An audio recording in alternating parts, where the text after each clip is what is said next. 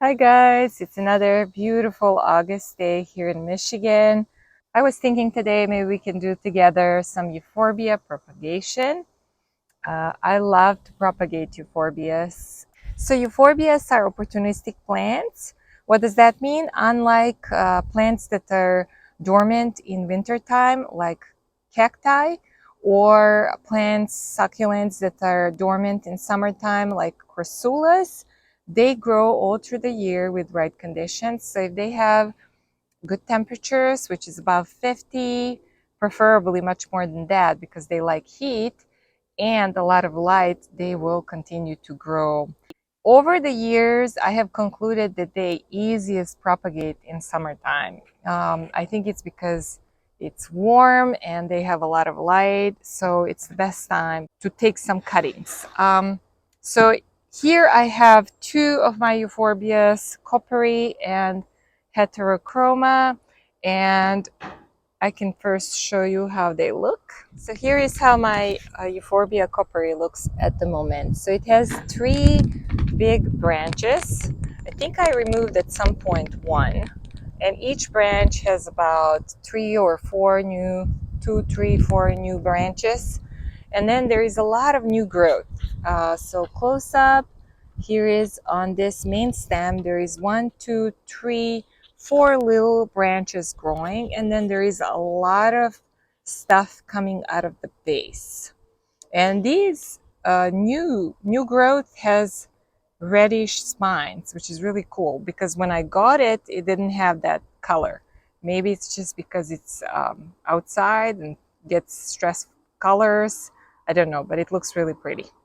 So it's leaning a little bit on one side, as you can see, and I definitely want to cut this one off. That's making it look like it's leaning on one side, and then I might even cut all of the big ones. That's what I'm going to do. So, how do you cut euphorbias? Well, depending on how thick the stems, the branches are, you can use different cutting tools. I like to use, where is my knife? Oh, I think I forgot a knife. Let me just go quickly get it. So I like to use this knife or whiskers, however they are called, for a garden tool. And then I have some water here because the easiest to stop the sap running is with water or with paper towel. Um, you probably have read warnings. The sap from euphorbias is toxic, so just be careful. Let's try. I'm going to start with this one, like I said. I'm going to cut it here where it's ending. And if it's not working with these, I'm going to use knife, which looks like I'm going to have to use knife.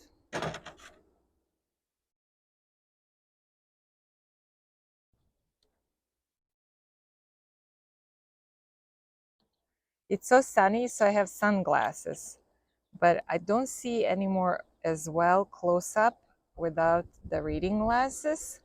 So I'm really missing them right now. Oh, it's done. All right. So I'm going to place this in the water.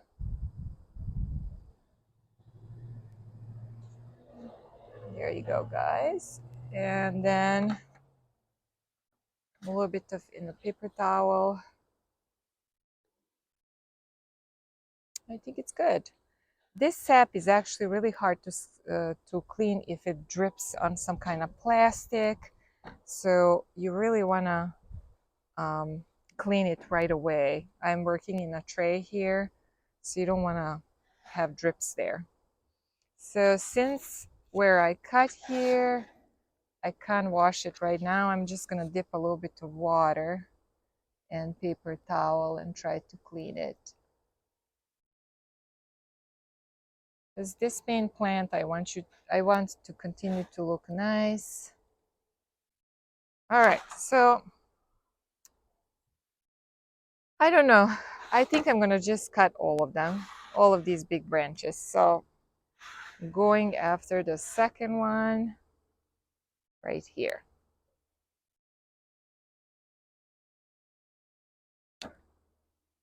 It's not working. This was going to be really hard to cut because it's surrounded by the pups, and you don't want to cut and damage the pups. So I'm going to just work very patiently. I feel like I have passed the half of the stem. Okay, so I'm going to try this again. All right, dipping in the water again, wiping it with a paper towel. And there is another nice cutting. All right, we have a lot of sap running here, you can see. So we're gonna wipe that right away. All right, one more to go.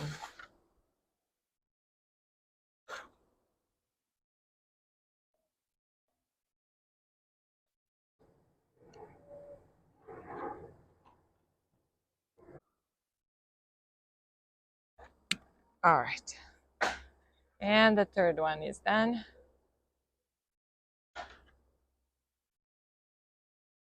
Third cutting. So only, I think first cutting has 3 branches, and then the other 2 have 2.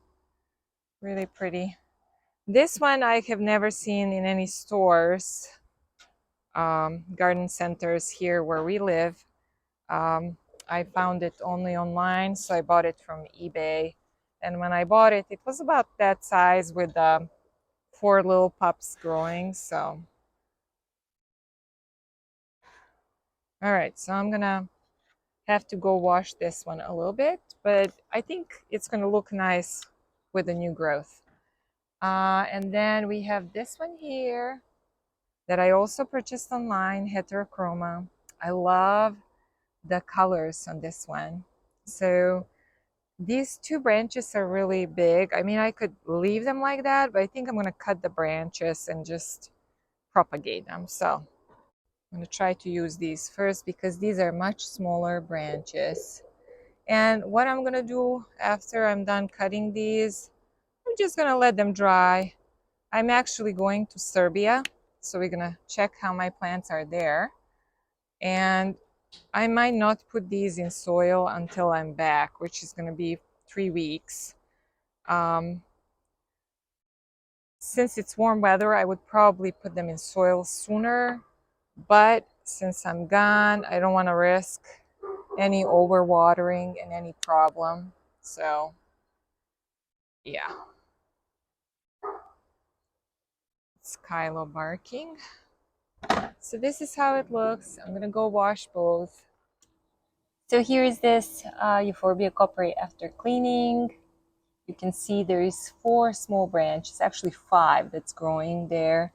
And then there is a bunch of little ones. So yeah, I think it's gonna look good. This one is actually living here outside together with Echeverrias and Grapta varieties. And this one is inside. So how it looks after the cut, that's where the cut is. And here, I love this rock. It has a little bit of opal on it. It's from Australia. I got it at Mineral and Gem Show. I love rustic looking rocks that have some crystals or minerals in them, and then just decorating the plants and pots with them. So this is going to go back on a shelf here. So these are the Heterochroma cuttings. This one is still bleeding a little. So I'm going to dunk it in the water. There, that. This one is good. And this one still bleeding a little. Okay, so these will dry before I place them in the soil. I also like to place euphorbias in an empty pot with just a little bit of pumice on the bottom. I have rooted successfully some of them like that. I'm on the other side. It's really noisy here because in the distance there are cars. But I wanted to quickly show you something exciting happening with two of my big euphorbias.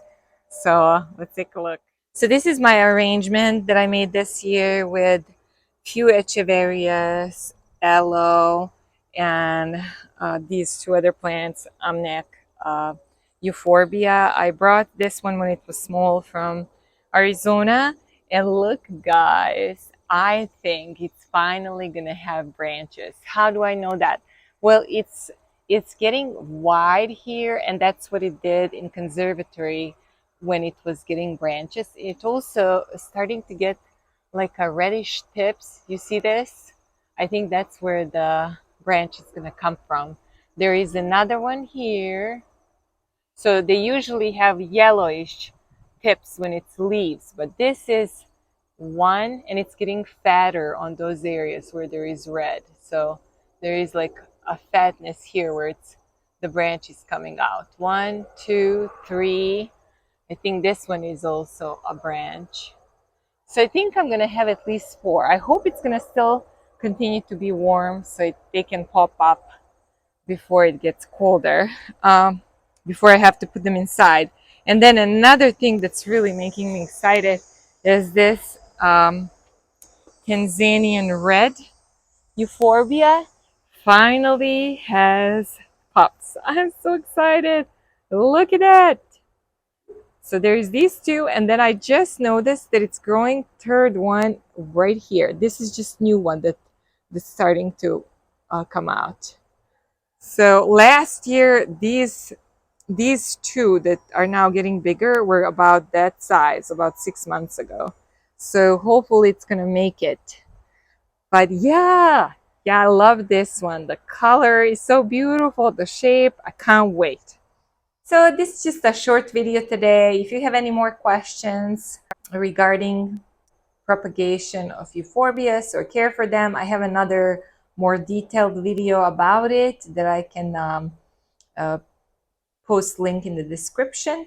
I will see you next time, probably from Serbia, where I'm going to give you update on my succulent collection over there. So enjoy your week and see you next time.